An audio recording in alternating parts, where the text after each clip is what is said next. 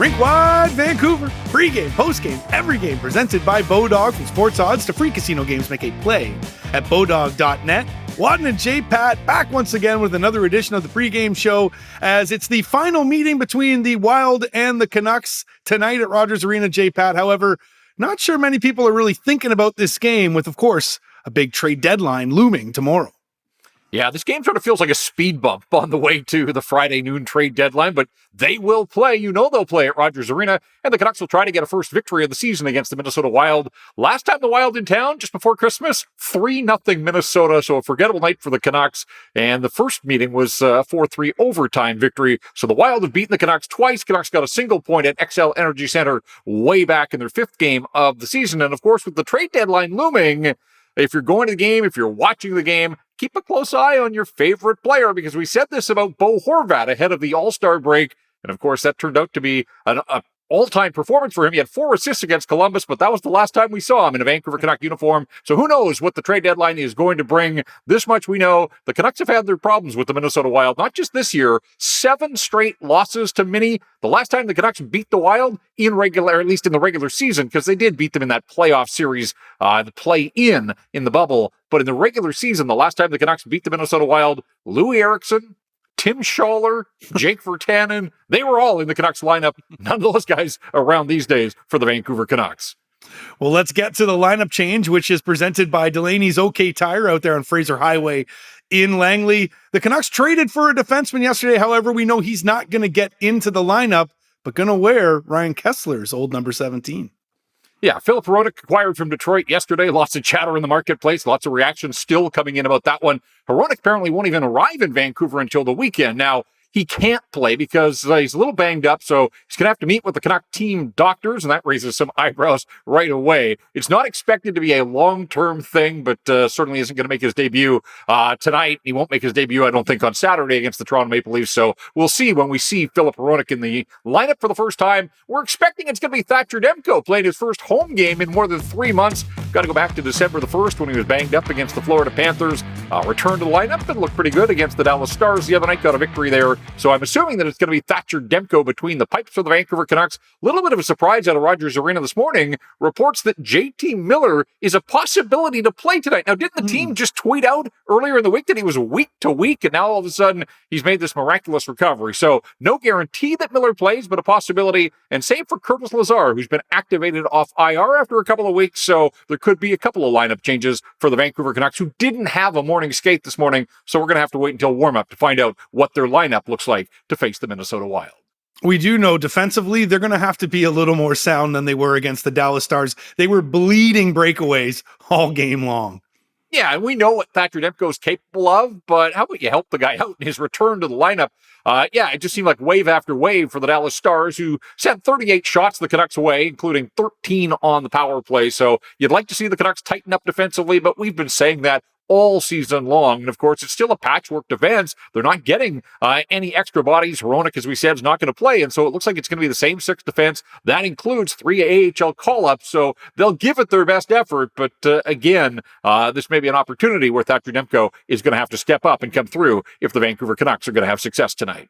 One of the new guys has been stepping up. Anthony Beauvillier. He isn't flashy, but he's effective. He's not flashy. He doesn't beat guys one-on-one. You're not awed and amazed by his puck skills, but the puck's on his stick. It's finding the back of the net. He's got 6 goals in the 11 games that he has played since being acquired by the Vancouver Canucks. Pointed game, 11 points in those 11 games, and was looking good the other night against the Stars. Had the 2 goals and an assist. Got the helper on the overtime winner by Andrei Kuzmenko. So, yeah, Anthony Beauvillier seems to have found a home and is looking at home on that line with Elias Pettersson and Andrei Kuzmenko. He didn't show much in his debut as a Canuck, but Vitali Kravtsov, we want to see some more from him. Yeah, look, this guy's got potential. We know that, but potential is a dangerous thing because you don't want to have it forever. At some point, you want to realize your potential. And so Vitali Kravtsov made his debut. It was tough. He got traded on Saturday, flew to Dallas on Sunday, met his team, didn't have a practice, and then gets thrown in and played under 9 minutes, fairly uninspiring 9 minutes of hockey. He had a couple of chances in the third period, but since then, he's been able to fly back to Vancouver, had an off day Tuesday, a practice day on Wednesday. He's familiar with the Russians in the locker room. So you just want to think that all of that will help him be a little more comfortable as he debuts in front of the home fans. So again, I'm not expecting him to light the scoreboard on fire, but you just want to see some moments, some glimpses of some things that make you think, all right, this is why the Canucks went out and picked him up on the weekend. So every night's an opportunity for him to show a little bit better, but do want to see a little bit more from Kravtsov than we saw in his debut against the Stars the other night. All right, let's focus in on Minnesota for just a moment. They are in a battle in the Central Division, but coming off a big win over Bo Horvat and the Islanders.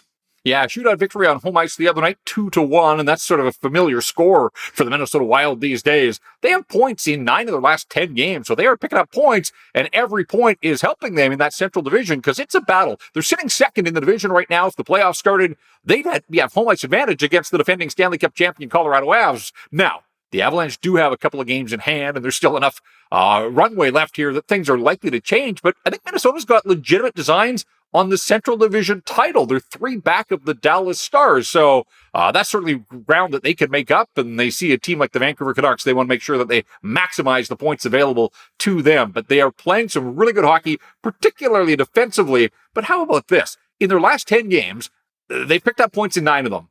They've scored 19 goals and held their opponents to 16. So an average of 1.9 goals for, but only 1.6 against. You kind of get the theme there that they are grinding right now. Somewhere Jacques Lemaire sitting back and raising a toast to a Minnesota Wild team that he recognizes from his years behind the bench there. Yeah, but this guy stands above everybody on the Wild. Kirill the Thrill, he's putting up the points this year. Yeah, he is their scoring leader and their goal scoring leader.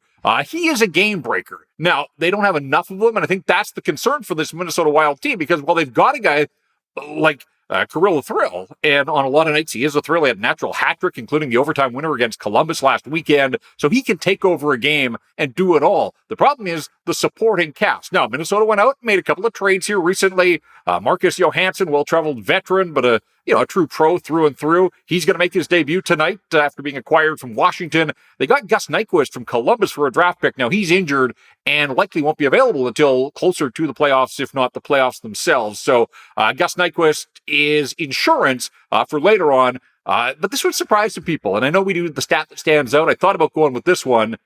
The Minnesota Wild, 32 teams in the National Hockey League. They are 31st among the teams in the league in 5-on-5 offense. They've got a good power play.